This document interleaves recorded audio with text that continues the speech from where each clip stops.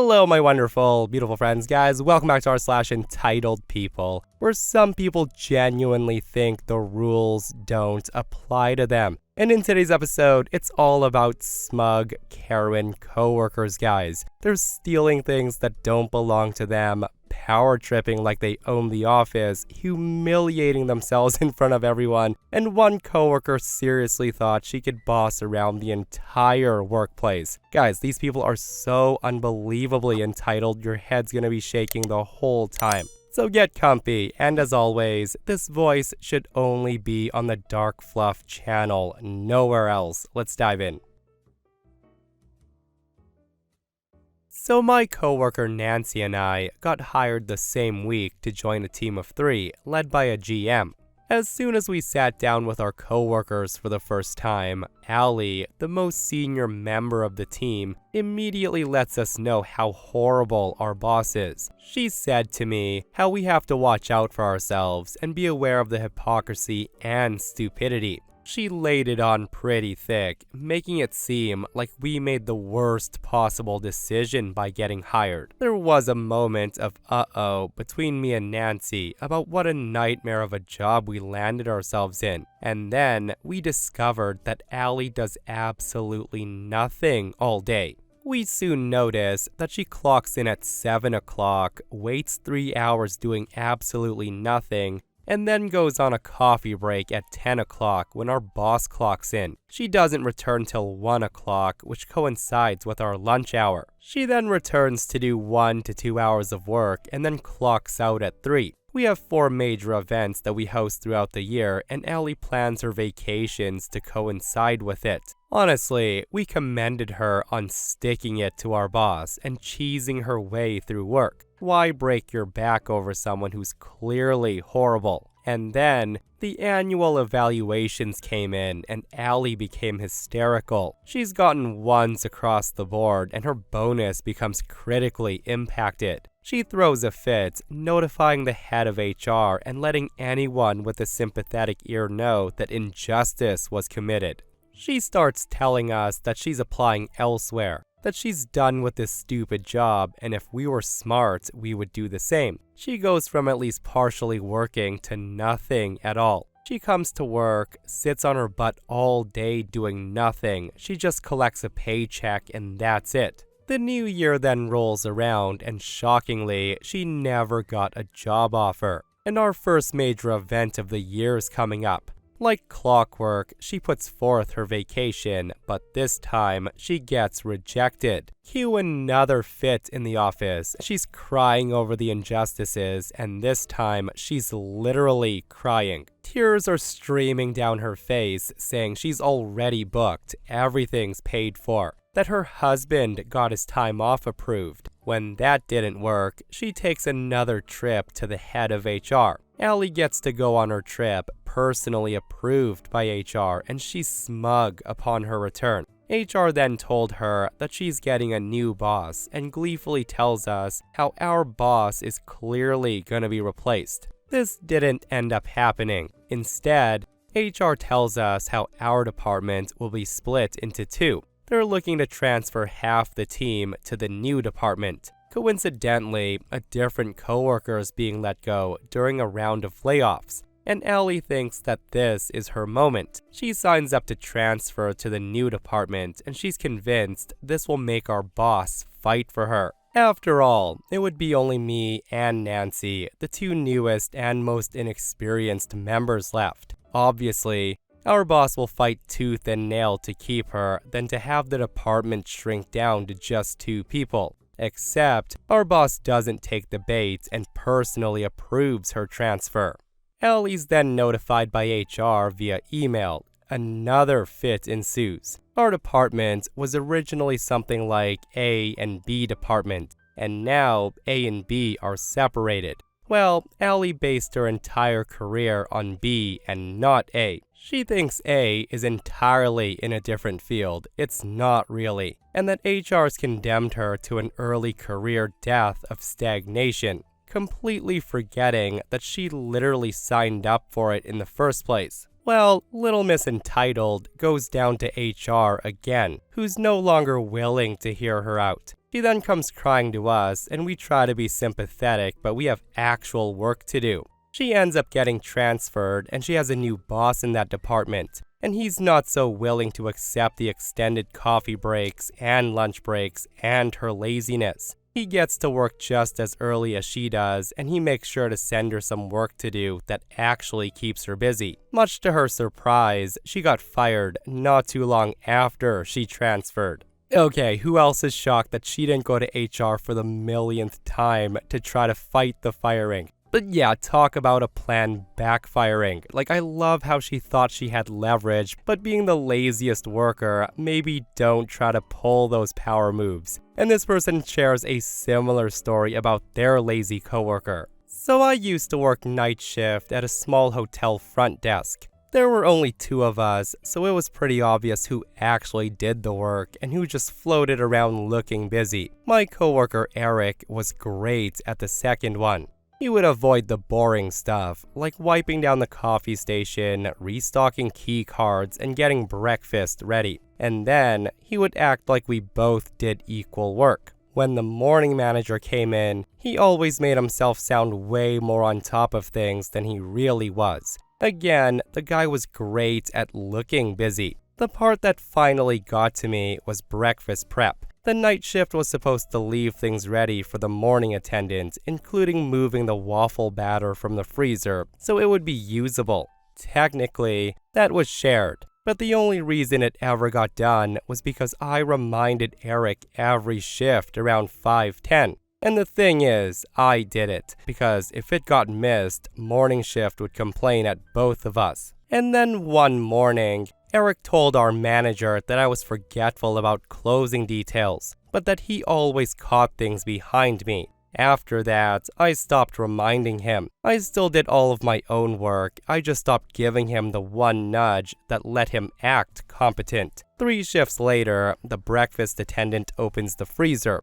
and they realized the waffle batter had never been moved. The manager asked what happened, and Eric immediately tried to say that he thought I handled that part. My manager just looks at him and said, "I thought you said you always double-checked behind her." And the room got quiet real fast. He didn't get fired or anything, but it was at that point the boss knew he was full of BS. After that, he stopped acting like my supervisor in a name tag, and somehow, he started remembering the breakfast prep all by himself and helping me much more. Probably because he was scared of getting fired. You know what? That will do it. And at least the guy started doing his tasks. Better late than never is what I say. But guys, you know what's worse than a lazy coworker? One who thinks they're entitled to your things, like these next 2 outrageously entitled posts. My mom works in a medical office with a bunch of nurses and lab workers, all of which are older, drama, gossipy type of women. My mom's actually the administrator of this practice, so she's on top of the regular BS that comes with just working around these women. She also has to deal with the extra BS of trying to get them to do their jobs properly. Another thing is she's friendly and she's incredibly good with people, so all of her staff are pretty fond of her and quite comfortable with her. She seems less like an overlord and more like another coworker, despite the fact that she's the one doing payroll. With that being said, the office my mom works in is really old, so the flow of air throughout the building is poor, meaning the corner of the office where my mom's office is located is typically freezing. On top of this, my mom's a naturally cold person. To combat this, she has a little space heater under her desk and a sweater she keeps in the office at all times. The sweater's made out of a thick yarn and it's incredibly soft and comfortable. Not to mention decently old, as it was given to my mom by her favorite aunt who's been long dead. My mom doesn't work in this office every day of the week because the practice has multiple locations. However, the other week, due to some problems, my mom had to spend almost the entire week at the other location. She returns on Thursday, and she went back to her office to begin setting up for the day. Immediately, she turns on her space heater and went for her sweater, only to find that her sweater was missing. She looked around her small office for it, knowing that she always left that sweater in her office and she couldn't have taken it home with her. It didn't take much searching to discover where it had gone. Right outside my mom's office is another office about the size of a broom closet, and within it lives a short, old woman who we'll call Karen. Karen was sitting at her desk typing away with my mother's sweater wrapped around her body, and this is how my mom described the conversation. My mom walks up to Karen and she says, hey Karen, is that my sweater? Karen responds, oh yes it is, it's so comfortable. My mom responds, I know it's comfortable and I'm sorry, but who told you you could wear it? Karen then responds, well, you weren't here. And right about now, my mother tells her that she needs it back. And not expecting it, Karen puts up a fight saying, can I please hold on to it? It's freezing back here today. My mom tells her, I know, it's the only sweater I have here and I'd like to use it. And that's when Karen says, well, you should buy another one. My mom just took this as a joke and she smiled, and Karen just stares at her without a hint of amusement. My mom then asked her again, can I please get my sweater back? And this is when Karen says, you need to buy another one. It's not fair that only you get to be warm. My mom says to her, I can't. My aunt made that for me. If you're cold, you should go buy yourself a sweater. At this point, thankfully, she takes off the sweater to hand back to my mom. As she's doing so, she says to my mom, tell your aunt to make me one of these sweaters. To which my mom responds, I can't. She passed away a long time ago. And this is when Karen says, then you should find someone else that can make them. It's not fair that I can't be warm like you. My mom finally snatches her sweater out of Karen's hands and she retreats back into her office, only to find that she couldn't even wear the sweater. The shoulders and the back of the sweater were covered in dandruff from Karen's hair, and against the dark yarn, it was really obvious and really disgusting. And if that wasn't bad enough, apparently after that, Karen starts telling everyone around the office that my mom needs to buy sweaters just like that one for everyone, because she's the boss and it was her job to make sure everyone was comfortable in the workspace. So I work in a weird sales job. I've been here going on 33 years. The ages in the office goes from 20 to 90. When people work together for 40 years, everybody knows everything about each other. It's really gossip central. And I feel like I work in a geriatric high school sometimes. We order lunch for the office at least 2 times a month, usually pizza or sandwiches. We do have a few people with dietary restrictions, and we order kosher, gluten-free, and vegan. I make sure that everyone's covered. Since I know how many people are going to be in the office, we always order extra, and there's always leftovers for people to take home. Since the specialty food is very expensive, we keep it at reception. Last week, I overhear someone arguing with the receptionist. He was trying to take the specialty food, which is not ordered for him. When I tried to interject, he starts screaming at me, telling me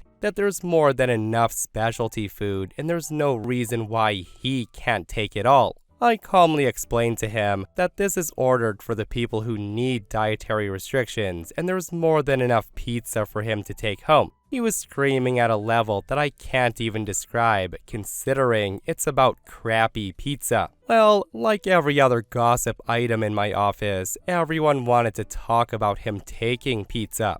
Unfortunately, the whole office knows that this gentleman packs pizza in a travel cooler before anyone's actually eaten. The guy just wraps it in tin foil and takes it home. He's been doing this for years, and it's not a money issue, the guy's just cheap. He's quite well off. The next day, I tried discussing with him in his office with the door closed that he can't just talk like that to anybody. And I explained that the specialty food was ordered for people who have a dietary restriction. Once again, the guy starts screaming at me. that there's more than enough specialty pizza and there's no reason why he can't have it. I haven't lost my temper in the office in over 8 years. I do my best to be calm and even toned at all times, but it came out of me like hot lava at this point. I started screaming back that the entire office knows that he's stealing pizza and it has to stop, that he's more than welcome to take pizza home after everyone's eaten. The guy was quite shocked the whole office knows. It seems odd that he would be surprised, considering he whips out aluminum foil to wrap the pizza in. The next morning, he asked to speak to me in my office, and the guy starts crying and telling me that he's sorry. He doesn't know why he does it and that he'll do better. He then said to me, "That's not who I am, and I needed to do better, and that I embarrassed him." And let me tell you, I felt awful. I felt about 2 inches big, and I feel terrible that I yelled at him. I kept telling my boss that maybe I should apologize again. Well, my boss calls me last night to tell me that he caught the guy stealing paper towels off the cleaning people's cart last night. He was literally loading the paper towel rolls into a big bag, and I no longer feel bad. What are people thinking? You know, in my opinion, I think the guy needs to be at least reprimanded because he's literally stealing from the company. Like, even if it's small things like boxes of pens, paper towels, and things like that, like, who knows how long he's been doing that for, right? Like OP, I did feel bad, but not after the paper towel thing. Like an entitled thief that's also manipulative. A lot of people in the comments are calling for that guy to get fired. Let me know your thoughts on this post. So this happened a while ago, but every time somebody mentions this stupid coworker, I get frustrated all over again. I work at a grocery store as a cashier, and whenever we hire a new cashier, I always end up training them. One day, my manager introduces me to a new hire and tells me I'll be training her. She takes over the register while I watch, and even though she's really slow, which is expected at first, she isn't making many mistakes. After a while, the afternoon rush slows down and we don't have any customers for a while, so I help her straighten up her lane. As we do so, she starts asking me all sorts of questions, and this is where it gets interesting, and I find out she's super entitled. She asked me, "Have you worked here very long?" I tell her, not very long, but I do have prior experience, so they have me train people since a lot of the older ladies don't like to. She says, "Oh, that's nice. Do you have a car?" At this point, I was really confused because this question came out of nowhere. I respond, "Yeah, why?" She then says, "Just wondering, what kind is it?" I let her know it's a 2014 Nissan Sentra. And this is when she says, "Okay, so listen, I don't have my driver's license yet because I don't have a car to take the test in. Can I borrow yours?" I respond, "I'm sorry, I don't feel comfortable with that." She then says, "Why not? I need to get my license so I can get a car. I don't see why you won't let me borrow your car. Don't be so rude about it." I respond, "Well, first of all, I don't know you. Why would I loan my car to a complete stranger? Secondly, I'm very protective of my car, and I'm sorry, nobody drives it except me." And this is where she gets super entitled. She says, "Listen, you're acting like I'm gonna crash. I'm not gonna wreck it or anything. I just need to borrow your car so I can take my test. Come on. I'm a college student and I need to be able to get around. My family lives 3 hours away and I have to walk everywhere." I respond, "Again, I don't feel comfortable letting a stranger borrow my car. Maybe you could ask one of your friends or something." She then says, "I did, but all of my friends' cars are older and not nice as yours." I respond, "Why does it matter how old or nice they are? If you need to take the test, it should work just fine." And this is when she screams at me saying, "I don't want to use theirs. I want to use your car." At this point, my manager comes to see what all the yelling is about. I tell him what happened and he pulls my coworker into his office. Apparently, she got a warning, but she ends up getting fired a few weeks later because she kept failing to show up to work. The funny thing is she texted one of our other coworkers who she became somewhat friends with, and she said that her losing the job was all my fault because without my car, she couldn't get a driver's license to get to work all the time. Ain't that something? And the audacity of her to blame OP for getting fired. Like, some people are just that darn entitled. That said, I don't know anyone in their right mind who would give someone they just met their car to use. And with reading a ton of Psycho Karen posts, guys, OP might not have gotten the car back if they did. So I used to work at the post office as an RCA, which stands for Rural Carrier Associate. It was a part-time driver job and it paid well, and I wanted to get the full-time job with benefits, so you have to start somewhere. The full-time driver on my route was Bill, and the thing about Bill was his own man. The guy did what he wanted and the postmaster allowed it. When I was trained, I rode only one day with Bill. The next day, Bill called out. I then had to sort the mail and drive the route all alone. It was horrible. The postmaster should have told him to come in, but he was a spineless man. I didn't finish around 8 p.m., and I should have been done around 3 p.m., given the time of year and how long it would eventually take me. My schedule was every Saturday, and any vacation days Bill would take. I also covered every time he called out. Now, as this was supposed to be a one-day-a-week job, I had a full-time job at my local hospital. My post office job was in the next county over, 45 minutes away each way. I would often get calls at 6 a.m. from Bill with some BS excuse for him not wanting to come to work. He would say he had to see an orthodontist today. And I worked with these doctors, and I know there was no way he'd be able to get an appointment that early. If he needed an appointment, he should have called me the day before so I could get my second shift covered. Again, spineless postmaster allowed it to happen without any recourse.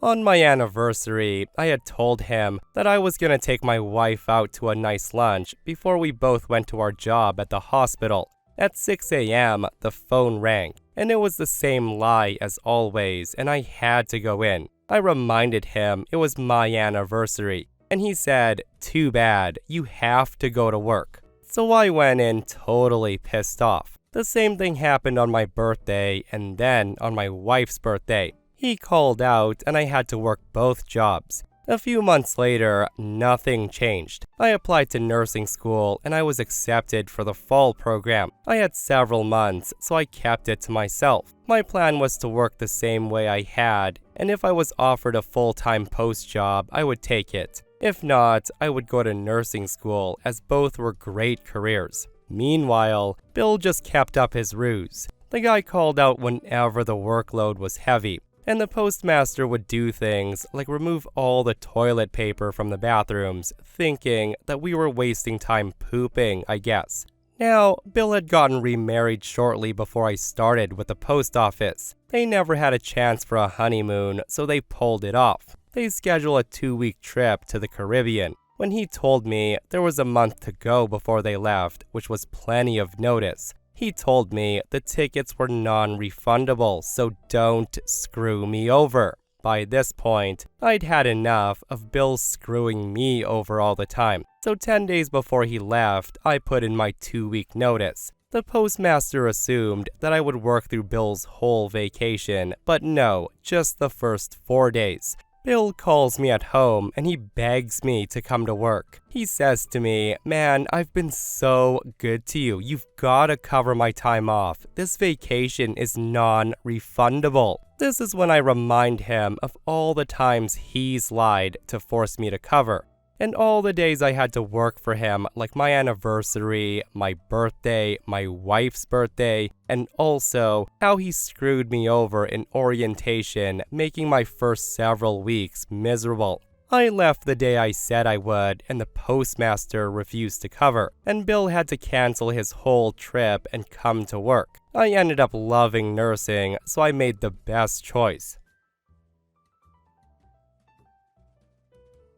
So I have a brilliant but very crass female coworker who we'll call Karen, that my wife invited to a few events at our house because Karen doesn't have friends and she's lonely. We know why now. Karen cannot eat anything that has touched or has corn, or any corn derivative in it, not even animals that are corn-fed. Now this is no big deal, and we've made accommodations for her for a couple of times because my wife is a try-hard hostess. She loves hosting parties, and she feeds everyone when we host. That said, last November, we have a great Friendsgiving, and Karen complains a little about our menu, but not enough to merit any stories. However, fast forward to December and our Christmas gathering, and oh boy does it get fun. We spent over $600 on the party. This includes activities, decorations, food, a nice spread, and drinks. Every kind of drink you can imagine, alcoholic and non-alcoholic. We were ready for a night of great holiday festivities with our friends. My wife invites Karen because she texted her a happy holiday a few days back, and Karen guilted my wife into an invite. Karen had heard a few people at the office talking about the upcoming party, and she wanted to come,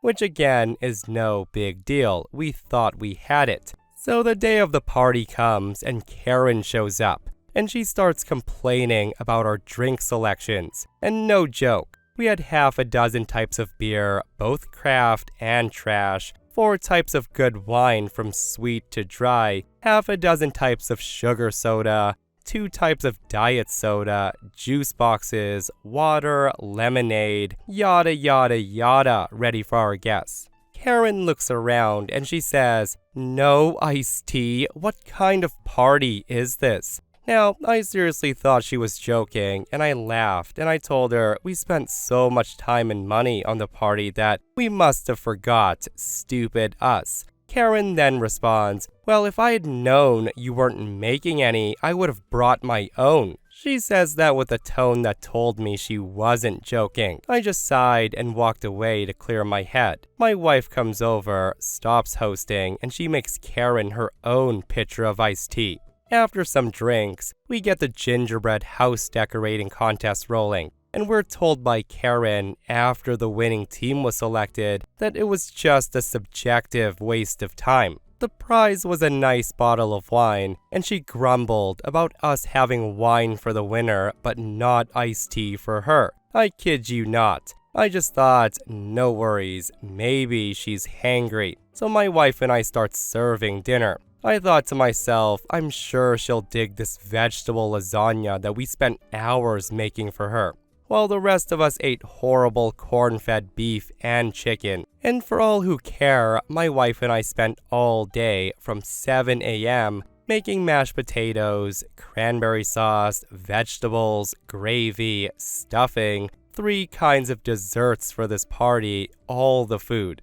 Well, as soon as the lasagna's brought out for Karen, she literally says in front of my wife, "It's not something I like to eat. I don't even like vegetable lasagna." She then says to my wife, if since we'd already bought so much food, if we'd mind ordering a cheese pizza for her. At this point, I'm boiling, and I'm not really in the mood to deck the halls anymore. So I shake my head in disbelief, and I ask her if there's anything else she can't have. Karen says no. So I tear out of the house. I drive 20 minutes down to Little Caesars, and I grab her a cheese pizza. I return home to continue hosting the party, smoking a cigarette on the way because I was starting to unravel. I walk into my house through everyone having a great time, and I give Karen her cheese pizza. And I kid you not, Karen's next words to me were, "Oh, I don't really like Little Caesars. Could you go back out there and get Domino's for me?"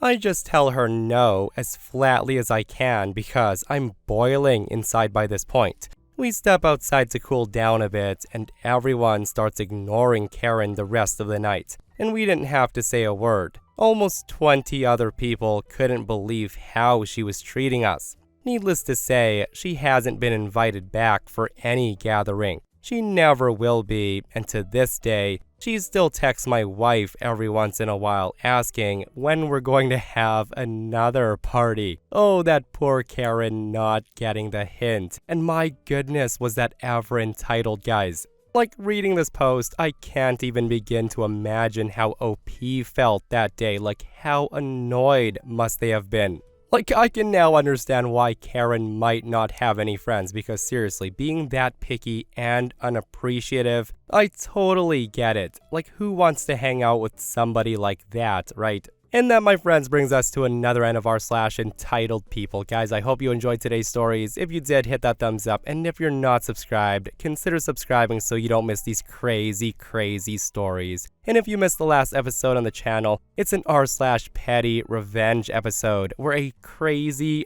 power-tripping cop gets put in his place. It's such a wild episode, so go check it out if you haven't. And myself and Stevie Boy will see you guys in the next one. We love you.